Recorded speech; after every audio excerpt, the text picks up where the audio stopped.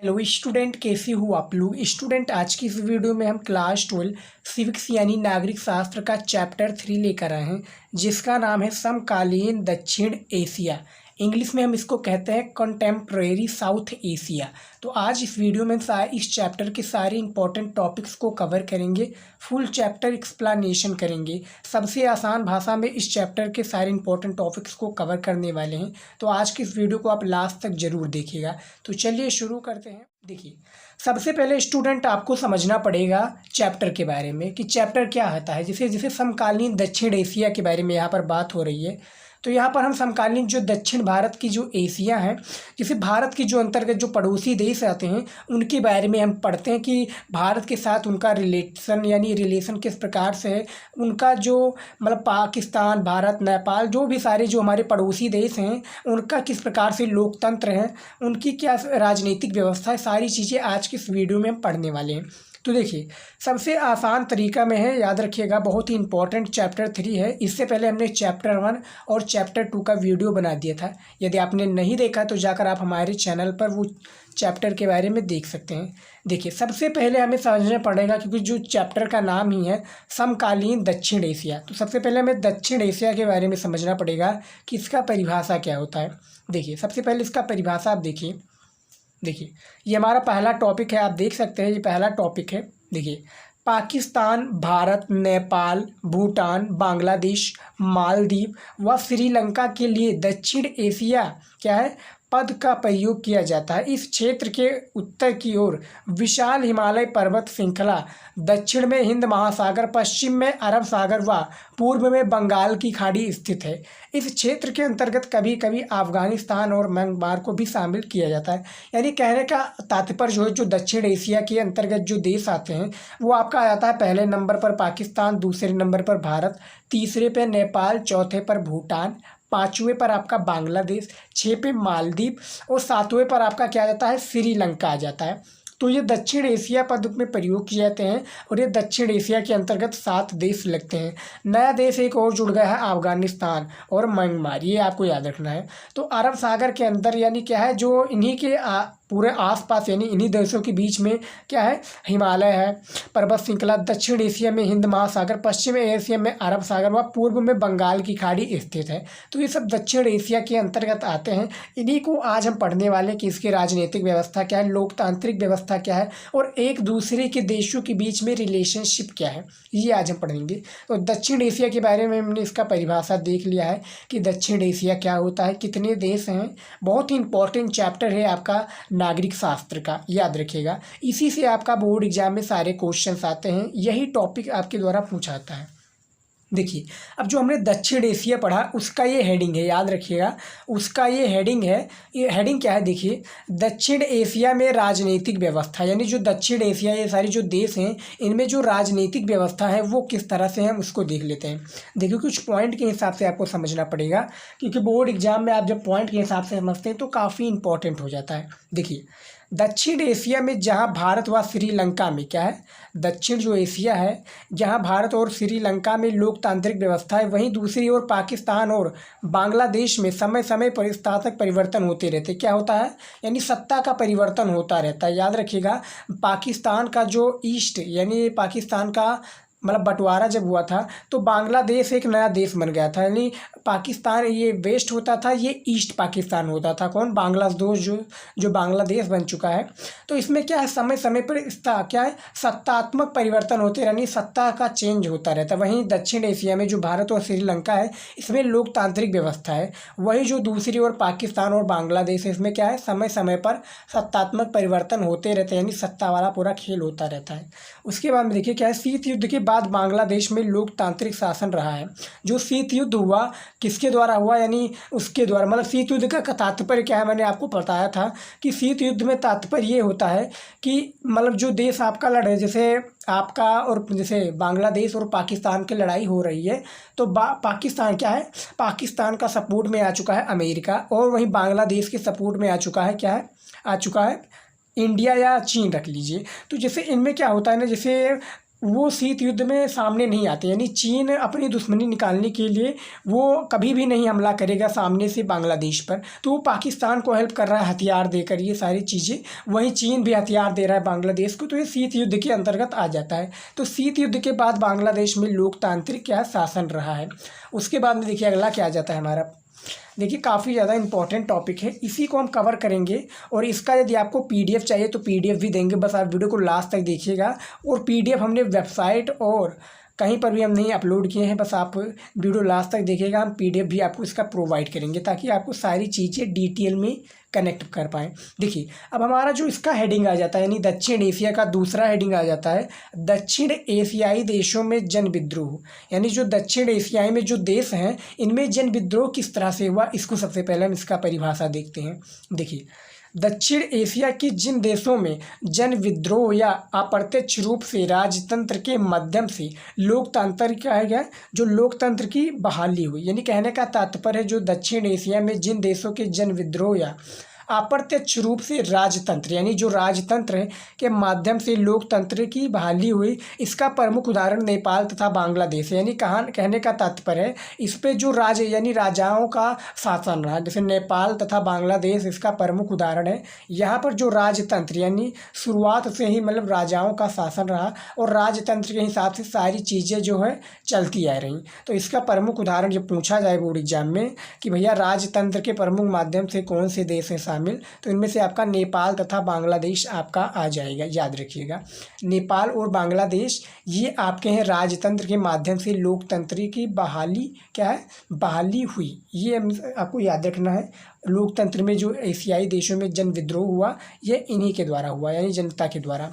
उसके बाद में दूसरा हमारा हेडिंग आ चुका है, क्या आ चुका है, टॉपिक हमारा याद रखिएगा। दूसरा टॉपिक, पहला टॉपिक हमारा था दक्षिण एशिया, दूसरा टॉपिक है स्टूडेंट, यदि आप इसके नागरिक शास्त्र के स्टूडेंट हैं और आप वीडियो देख रहे हैं तो वीडियो को आप लाइक कीजिएगा, चैनल को भी सब्सक्राइब कर लीजिए और वीडियो को अपने दोस्तों के साथ शेयर करना मत भूलिएगा। सबसे पहले आपके लिए जो इम्पोर्टेंट पॉइंट है मैं आपको बता दूं, आपको करना क्या है, कॉपी पेन ले लेना है और अपने हिसाब से अपना नोट्स तैयार करना है ताकि आपको बोर्ड एग्जाम में कोई प्रॉब्लम ना हो बाद में। अभी से आप कॉपी में लिखना स्टार्ट कर दीजिए, वीडियो को आप रोक कर भी देख सकते हैं, कोई कहीं पर नहीं जा रहा। तो देखिए दूसरा जो टॉपिक है स्टूडेंट क्या आ जाता है, पाकिस्तान में सेना और लोकतंत्र। क्या है, जो पाकिस्तान में सेना और लोकतंत्र है इसके बारे में सबसे पहले हम इसका परिभाषा देख लेते हैं क्या है। देखिए पाकिस्तान में सैनिक शासन क्या है, जो पाकिस्तान में सैनिक शासन और लोकतांत्रिक सरकारें दोनों प्रभावी रही हैं। कुछ पॉइंट के हिसाब से हम देखते हैं कि जो शासन और लोकतांत्रिक सरकारें क्यों प्रभावी रही हैं। देखिए पहला पॉइंट में आपका आ जाता है क्या, पाकिस्तान में जनरल अयूब क्या है, जनरल अयूब खान, जो इसके मुख्य पार्ट हैं आप देखिएगा। जो पाकिस्तान में क्या है, जनरल अयूब खान ने पहला संविधान बनने के बाद ही शासन की बागडोर संभाली, यानी पाकिस्तान का पहला जब संविधान बनाया था जनरल अयूब खान ने, तो इसके शासन के बनने के यानी इसका जो संविधान बनने के बाद ही शासन की क्या है बागडोर संभाली तथा शीघ्र ही स्वयं को निर्वाचित कर लिया, यानी संविधान के लिए क्या है निर्वाचित कर लिया। कौन, जनरल अयूब खान ने। जब पाकिस्तान का पहला संविधान लागू हुआ तो शासन जो है बनने के बाद में जो शासन का बागडोर संभाला, बोर्ड एग्जाम में ये आपका ऑब्जेक्टिव क्वेश्चन में आ जाएगा स्टूडेंट। तो आपको याद रखना है जनरल अयूब खान ने क्या है पहला संविधान के बाद में शासन की बागडोर इन्होंने ही संभाली। उसके बाद में देखिए दूसरा पॉइंट क्या आ जाता है, वर्ष 1971 में क्या है, वर्ष 1971, 1977, 1982 और 1999 तथा 2001 में पाकिस्तान में लोकतांत्रिक सरकार के स्थान पर सैन्य शासन क्या है स्थापित हुआ। अब मैं थोड़ा आपको डिटेल में इसका बता देता हूँ। जैसे 1971 में क्या होता, 1971 में क्या होता है स्टूडेंट याद रखिएगा, 1971 से 1977 तक निर्वाचित सरकार से रूप में क्या है, जो निर्वाचित सरकार के रूप में जुल्फिकार अली भुट्टो ने शासन किया। लेकिन वर्ष 1977 में जनरल जिया उल हक ने सरकार को गिरा दिया और पुनः पाकिस्तान में सैनिक शासन लागू हो गया, यानी मिलिट्री रूल जो है इन पाकिस्तान में लागू हो गया। और यहाँ पर बात हो रही है 1982 क्या है, 1982 के पश्चात जनरल जिया उल हक को सरकार विरोधी व लोकतंत्र क्या है, लोकतंत्र समर्थन आंदोलन का सामना करना पड़ा। इसके परिणाम स्वरूप जो 1900 क्या है 1988 पुनः बेनजीर भुट्टो के नेतृत्व में लोकतांत्रिक सरकार बनी। इसके पश्चात पाकिस्तान की राजनीतिक बेनजीर भुट्टो की Pakistani peoples party peoples party और मुस्लिम लीग ने आपसी प्रतिस्पर्धा के आसपास केंद्रित रही और सन 1999 में सन 1999 तक बनी रही और 1999 में पाकिस्तान का सत्ता परिवर्तन हुआ। जैसा कि आपको हमने बताया था जो पाकिस्तान का सत्ता परिवर्तन हुआ किससे हुआ? सत्ता परिवर्तन हुआ पाकिस्तान और बांग्लादेश का। जनरल परवेज मुशर्रफ ने नेतृत्व में सेना के प्रधानमंत्री नवाज शरीफ को, जो वहाँ मतलब पहले जो प्रधानमंत्री थे वो नवाज शरीफ थी, पाकिस्तान के पद को हटाकर सत्ता पर कब्जा कर लिया गया और 2001 में राष्ट्रपति का निर्वाचित कर लिया गया। किसको? जनरल परवेज मुशर्रफ ने स्वयं को वर्ष 2001 में निर्वाचित कर लिया। किसके लिए? राष्ट्रपति के लिए। तो ये याद रखिएगा, इसका सारा एक कॉन्सेप्ट है कि कितने ईस्वी में क्या क्या हुआ था, हमने इसको बता दिया है। 2001 में जो जनरल परवेज मुशर्रफ है ये अपने आप को 2001 में राष्ट्रपति निर्वाचित यानी राष्ट्रपति घोषित कर चुके हैं। उसके बाद में देखिए पाकिस्तान में लोकतंत्र के अस्थायी होने के कारण, अब ये देखिए जो पाकिस्तान में सेना और लोकतंत्र है इसका ये हेडिंग है स्टूडेंट। देखिए जो पाकिस्तान में लोकतंत्र के अस्थायी होने के कारण क्या है इसको समझिए पॉइंट के हिसाब से। पाकिस्तान में सेना, धर्म गुरु और विश्वस्वामी तथा अभिजात विश्वस्वामी तथा अभिजात वर्गों को प्रभावशाली वर्चस्व है, जिनके कारण कई बार निर्वाचित सरकार को गिराने एवं सैन्य शासन स्थापित करने में महत्वपूर्ण भूमिका निभाते हैं। कौन महत्वपूर्ण भूमिका निभाते हैं? पाकिस्तान के सैन्य शासन स्थापित करने में ये महत्वपूर्ण भूमिका निभाते हैं। ये आपको याद रखना है। जो पाकिस्तान में लोकतंत्र के अस्थायी होने के कारण है, ये यही कारण है, आप पढ़ लीजिएगा। और ये आपका काफ़ी अति लघु उत्तरीय में पूछा जाता है जो 3 नंबर का होता है। तो इसका आंसर ये हो जाएगा, पूछा जाएगा प्रश्न कि पाकिस्तान में जो लोकतंत्र के अस्थायी होने का कारण है इसको स्पष्ट कीजिए। 3 नंबर का प्रश्न रहेगा भैया, इतना आप दे देंगे, 3 नंबर आपको एग्जामिनर दे देगा। चलिए देखते हैं अगला हमारा क्या आ जाता है कॉन्सेप्ट। देखिए अब हमारा जो तीसरा टॉपिक आ चुका है स्टूडेंट, याद रखिएगा बांग्लादेश में लोकतंत्र। याद रखिएगा जो चैप्टर है समकालीन दक्षिण एशिया, इसमें हम सारे जो 7 देश हैं दक्षिण एशिया के, उन्हीं के बारे में हम पढ़ेंगे, कोई बाहरी नहीं पढ़ेंगे। उनके लोकतंत्र के बारे में पढ़ेंगे, उनकी राजनीतिक व्यवस्था के बारे में पढ़ेंगे और एक दूसरे देशों के साथ इनका रिलेशनशिप किस प्रकार से है इसको पढ़ेंगे। ये आपको याद रखना है। अब देखिए हमारा बांग्लादेश आ चुका है, जो हमारा तीसरा टॉपिक है, मोस्ट इम्पॉर्टेंट टॉपिक। इसको देखिए पूर्वी और पश्चिमी पाकिस्तान में जो पूर्वी और पश्चिमी पाकिस्तान में भौगोलिक दूरी के कारण संस्कृत एवं भाषा में अंतर था। जो संस्कृत एवं भाषा में है, ये दोनों देशों के बीच में अंतर था।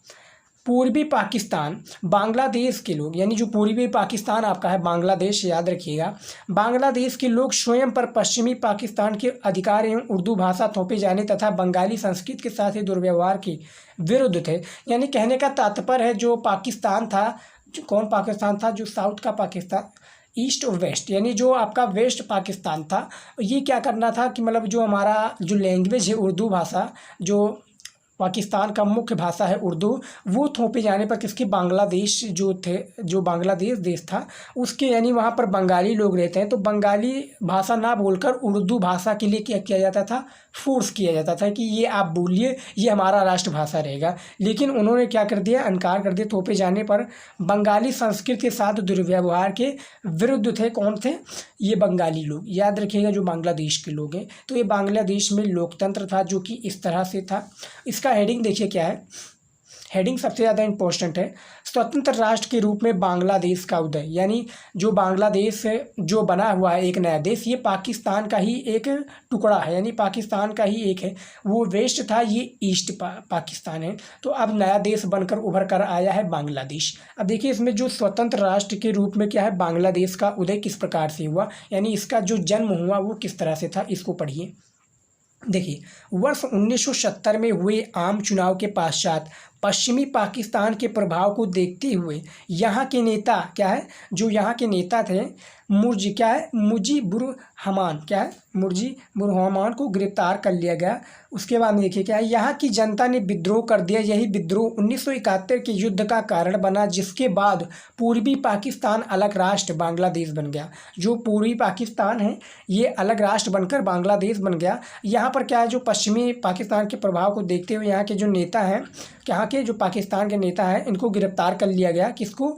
जो किसके लिए? पाकिस्तान के जो एक क्या थे, पाकिस्तान के एक नेता थे, ये यहाँ पर जो बांग्लादेश के नेता थे, तो इनको क्या कर लिया गया? गिरफ्तार कर लिया गया। और गिरफ्तार होने के तत्पश्चात जो बांग्लादेश के लोग हैं यहाँ पर क्या कर लिए? विद्रोह कर दिए। और यही विद्रोह के कारण 1971 का युद्ध का कारण बना, जो कि पाकिस्तान और पाकिस्तान और बांग्लादेश के बीच में था।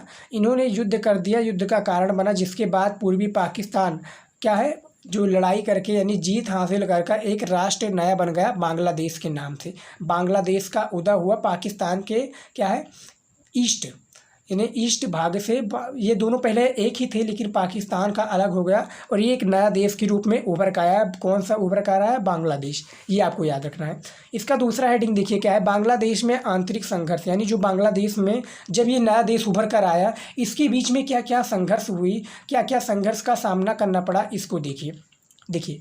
अलग राष्ट्र बनने के पश्चात भी यहाँ 1975 तथा क्या है 1975 तथा 1990 में आंतरिक संघर्ष हुआ था। क्या हुआ था, इसको पढ़िए। देखिए, बांग्लादेश ने अपने संविधान का निर्माण किया तथा स्वयं को धर्मनिरपेक्ष, लोकतांत्रिक व समाजवादी राष्ट्र के रूप में घोषित किया। यानी जो यहाँ पर जो इसका क्या है संघर्ष आया 1975 तथा 1990 में आंतरिक संघर्ष हुआ।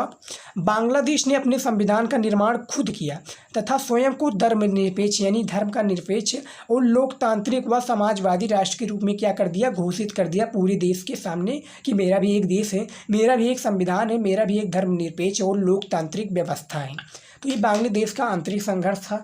हमने बांग्लादेश का लोकतंत्र पढ़ लिया और राष्ट्र के रूप में जो बांग्लादेश का नया जन्म हुआ उसको भी हमने पढ़ लिया। अब आ गया आपका बोर्ड एग्जाम में किस तरह से रहे कि भारत में जो स्वतंत्र राष्ट्र के रूप में बांग्लादेश का उदय किस तरह से हुआ। तो इसी तरह से का आपको आंसर देना है। आप वीडियो को रोक कर भी सारी चीज़ों को समझ सकते हैं।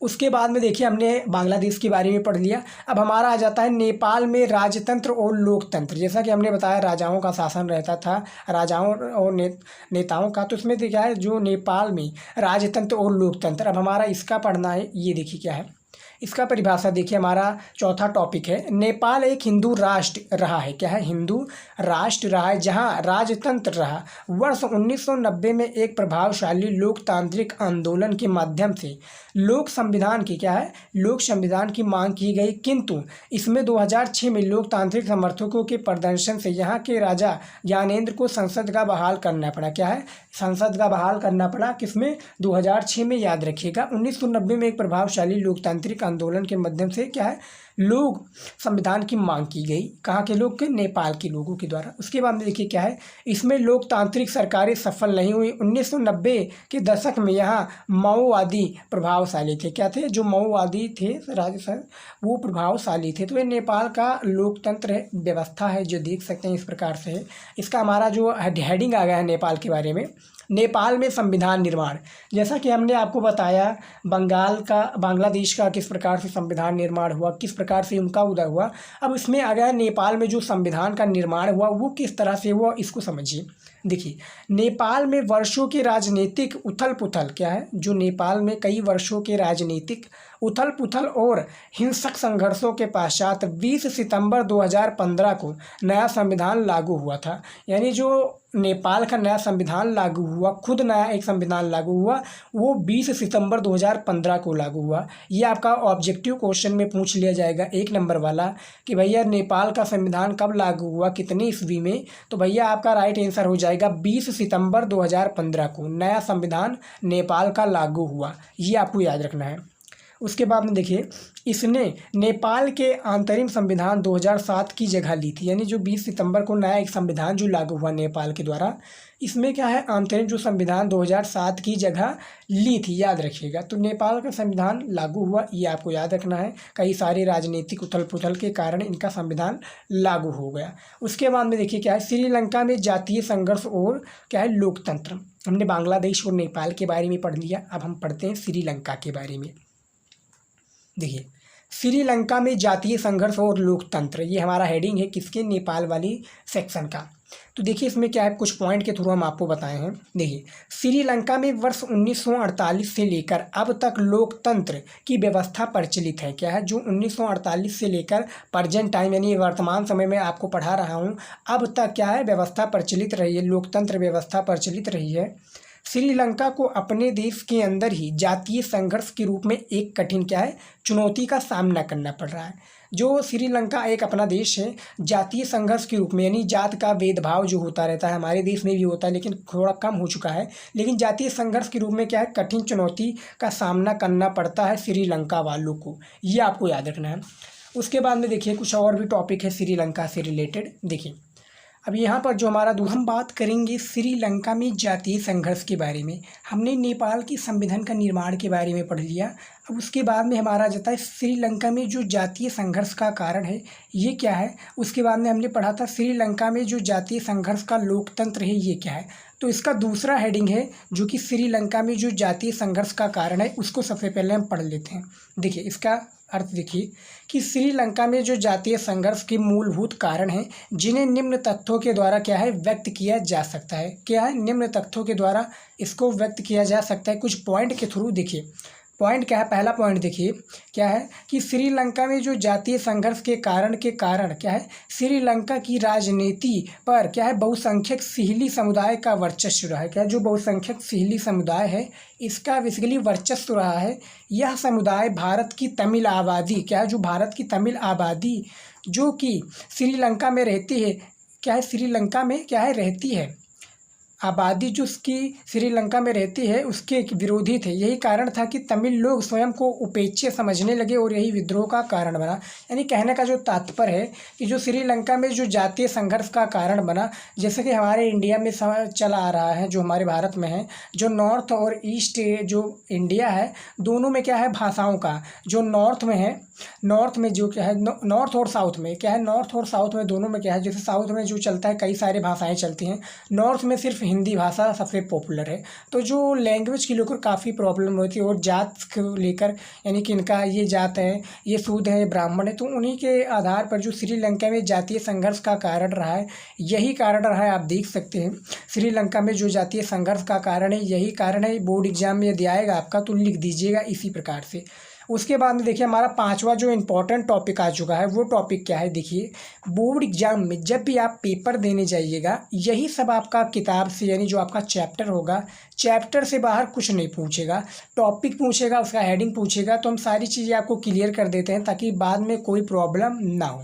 देखिए क्या है, भारत और दक्षिण एशिया के देशों के संबंध, यानी जो भारत और दक्षिण एशिया के देश हैं जैसे कि नेपाल, भूटान, पाकिस्तान, उसके बाद में श्रीलंका, म्यांमार, मालदीव, तो ये सारे जो देश हैं क्या है, जो सारे देश हैं इनके जो भारत के बीच में संबंध है वो किस तरह से हैं इसमें पढ़ेंगे। देखिए भारत और दक्षिण एशिया के अन्य देशों के बीच पाए जाने वाले संबंधों की व्याख्या क्या है निम्न प्रकार से। जो भारत और एशिया के बीच में, भारत और जो दक्षिण एशिया के संबंधों में जो देश है, चीन जो था यानी चीन इसमें एक मुख्य किरदार होने के बाद भी ये इसमें नहीं है। यानी कहने का तात्पर्य चीन भी एशिया के अंतर्गत आता है लेकिन चीन को शामिल नहीं है, यानी चीन शामिल है लेकिन उसको इसका कुछ मतलब नहीं है, इसका उनको अंदर शामिल नहीं किया गया। पहला क्या है, जैसे भारत और पाकिस्तान के संबंधों के बारे में सबसे पहले हम चर्चा करेंगे। देखिए भारत और पाकिस्तान का चर्चा किस तरह से है समझिएगा। देखिए दक्षिण एशिया में भारत की स्थिति केंद्रीय है। क्या जो दक्षिण एशिया है इसमें जो भारत की स्थिति केंद्रीय है, इसीलिए इन संघर्षों में अधिकांश संघर्षों का संबंध भारत से है। भारत पाकिस्तान का विभाजन 1947 में हुआ, यानी 1947 में हुआ जो भारत आज़ाद हुआ इस जिसके पश्चात कश्मीर को लेकर दोनों देशों के बीच में क्या है संघर्ष हुआ। आज भी संघर्ष हो रहा है, संघर्ष हुआ आज भी दोनों देशों के लिए ये एक गंभीर मुद्दा है। इन दोनों देशों के बीच परमाणु हथियारों को लेकर भी प्रतिस्पर्धा है कि हमारे पास इतना परमाणु हथियार है, आपके पास इतना है, यानी पाकिस्तान के पास इतना है और इंडिया के पास इतना है। तो 1947 के बाद में जो भारत और पाकिस्तान का विभाजन हो गया, पाकिस्तान अलग देश बन चुका, इंडिया अलग है, यानी भारत जो है अपना एक अलग देश बन गया। इसमें जो है कश्मीर को लेकर मुद्दाएं बनती रही। तो भारत और जो पाकिस्तान का संबंध है काफ़ी बेकार है, मतलब काफ़ी उस तरह से है झगड़ेलू टाइप के, आप समझ सकते हैं देहाती भाषा में। कश्मीर को लेकर दोनों के बीच संघर्ष हुआ। आज भी दोनों देशों के लिए क्या है एक ये गंभीर मुद्दा है। इन दोनों के बीच परमाणु हथियारों को लेकर भी क्या है, प्रतिस्पर्धा है कि हमारे पास इतना परमाणु हथियार है, तुम्हारे पास इतना है। तो ये बात है। उसके बाद में देखिए भारत पाकिस्तान का हमने पढ़ लिया। अब पढ़ते हैं भारत और बांग्लादेश का, जो इसका यानी पाकिस्तान का एक हिस्सा है भारत बांग्लादेश, यानी बांग्लादेश। तो देखिए भारत बांग्लादेश का क्या है रिश्ता भारत के साथ बांग्लादेश का। भारत और बांग्लादेश के बीच गंगा ब्रह्मपुत्र नदी जल विभाजन तथा बांग्लादेश से अवैध प्रवास जैसे मुद्दे पर मतभेद है, किंतु इन मतभेदों के बावजूद दोनों देशों के बीच क्या है, आपसी सहयोग जारी हुआ है। कहने का तात्पर्य है यानी जो गंगा ब्रह्मपुत्र नदी या जल की विभाजन तथा बांग्लादेश की जो विध में जो अवैध क्या है प्रवास जैसे मुद्दों पर भी मतभेद है, लेकिन इन मतभेदों से या इन मतभेदों के बावजूद भी भारत और बांग्लादेश का जो आपसी सहयोग जारी है। याद रखिए जो 1947 में युद्ध हुआ था पाकिस्तान के विरुद्ध, तो भारत ही आया था बांग्लादेश का हेल्प करने के लिए। याद रखिएगा बांग्लादेश की हेल्प करने के लिए भारत ही शामिल हुआ था। तो क्या है, इसके बीच में आपसी सहयोग है, ज़्यादा इसमें कोई छेड़छाड़ नहीं है। भारत और बांग्लादेश का रिलेशन जो है काफ़ी अच्छा है।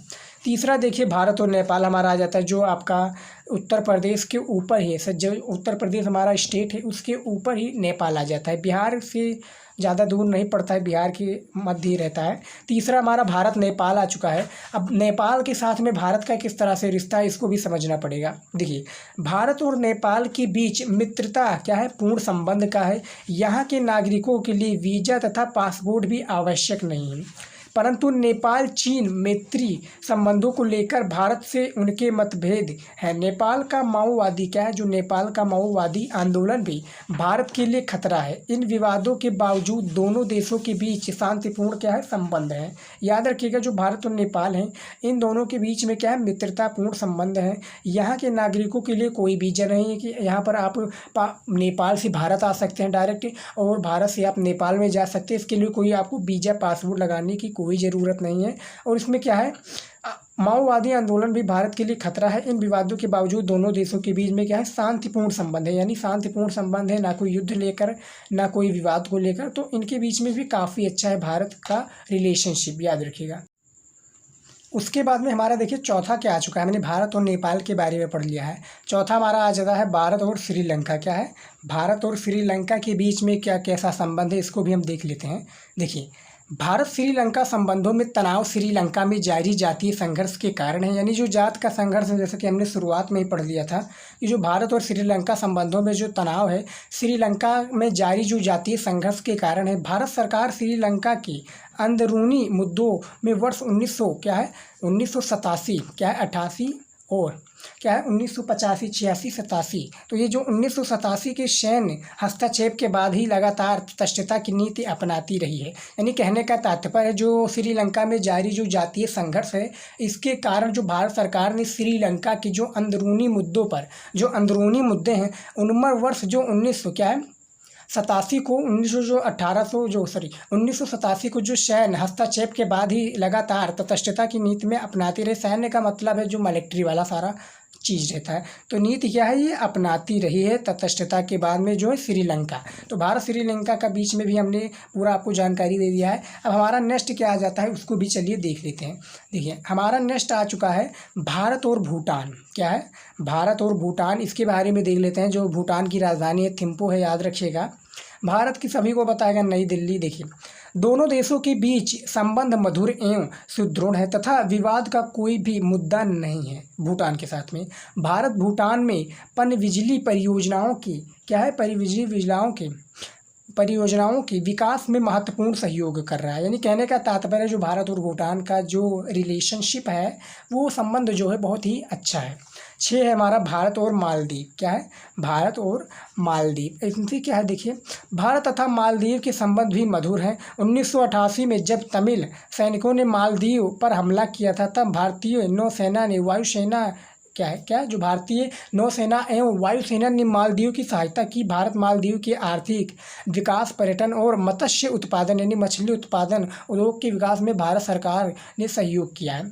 तो ये भारत और मालदीव के साथ में भी क्या है 1988 में जब तमिल सैनिकों ने मालदीव पर जो हमला किया था, तो जो हमारी भारत की भैया नौसेना और वायुसेना है, यानी नौसेना क्या है, नौसेना वायुसेना जो है किसकी, मालदीव की सहायता की थी। भारत और मालदीव के आर्थिक विकास में जो पर्यटन का क्या है, जो पर्यटन आते हैं मत्स्य उत्पादन के लिए यानी मछली उत्पादन करने के लिए, तो भारत सरकार ने सहयोग किया है मालदीव को। और उसके बाद में तो हमारा 6 ये हो ही चुका है, यानी 6 देशों के बाद में जो हमारा भारत है 7वां है। तो इन 7 के बीच में किस प्रकार से रिलेशनशिप है, किस तरह से हमने सारी चीज़ें आपको डिस्कस में बता दिया है। यदि आपका बोर्ड एग्जाम में आ जाए तो आपको इसी प्रकार से लिखना है, याद रखिएगा। इसी तरह से जब आप लिखेंगे तभी आपका कल्याण होगा, काफ़ी अच्छे नंबर तभी आप लेकर आएंगे। उसके बाद में देखिए हमारा जो नेक्स्ट टॉपिक आ चुका है स्टूडेंट, 6 नंबर टॉपिक है दक्षिण एशिया में शांति और सहयोग। यानी पूरे देश में बात हो रही है कि जो दक्षिण एशिया में शांति और सहयोग है वो किस तरह से, इसको चलिए देख लेते हैं। पॉइंट के हिसाब से देखेंगे ताकि आपको ज़्यादा समझ में आए।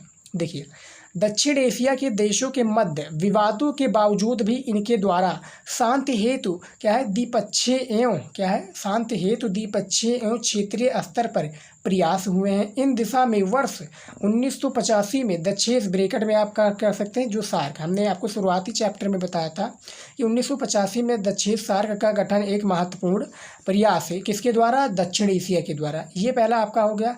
दूसरा जो हमारा पॉइंट है, सार्क के अंतर्गत ही दक्षिण एशियाई मुक्त व्यापार क्षेत्र पे समझौता हुआ, क्या है, साफ्टा जो हुआ, जो क्षेत्र में क्या है, जो इस क्षेत्र में शांति और सहयोग की दिशा में क्या है, एक नई युग की शुरुआत हो गई। यानी कहने का तात्पर्य जो सार्क के अंतर्गत दक्षिण एशियाई मुक्त व्यापार क्षेत्र है, इसमें समझौता हुआ, यानी साफ्टा के द्वारा समझौता हुआ, जो क्षेत्र में शांति और सहयोग की क्या है, दिशा की युग में शुरुआत हुई। तो जब दक्षिण एशिया की शांति और सहयोग के बारे में पूछा जाए तो आपको 2 हेडिंग दे देना है। यदि आपका अति लघु उत्तरीय प्रश्न आता है जो 3-4 नंबर के लिए आता है, तो आप एक भी लिख देंगे तो आपका 3 नंबर कन्फर्म है। नहीं तो आपका जब आ जाए लघु उत्तरीय वाला प्रश्न तो भैया दोनों लिख देंगे तो 6-7 नंबर आपको ईजिली मिल जाएगा।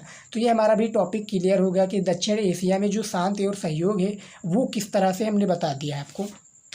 चलिए देखते हैं अगला हमारा टॉपिक क्या आ जाता है।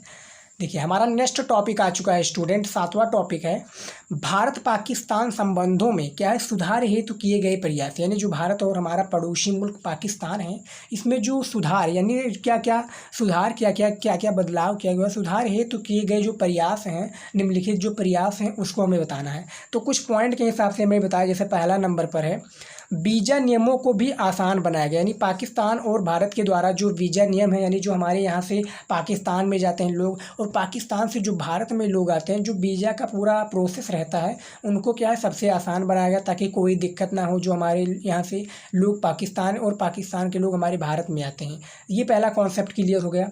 दूसरा देखिए, सामाजिक कार्यकर्ता और प्रतिष्ठित व्यक्ति दोनों देशों के लोगों के बीच सुगम माहौल बनाने हेतु क्या है, प्रयासरत हुए हैं। क्या है, प्रयासरत है। तो ये सामाजिक कार्यकर्ता है और प्रतिष्ठित व्यक्ति दोनों देशों के लिए ये एक माहौल बनाने का प्रसक्त है या एक प्रयास है।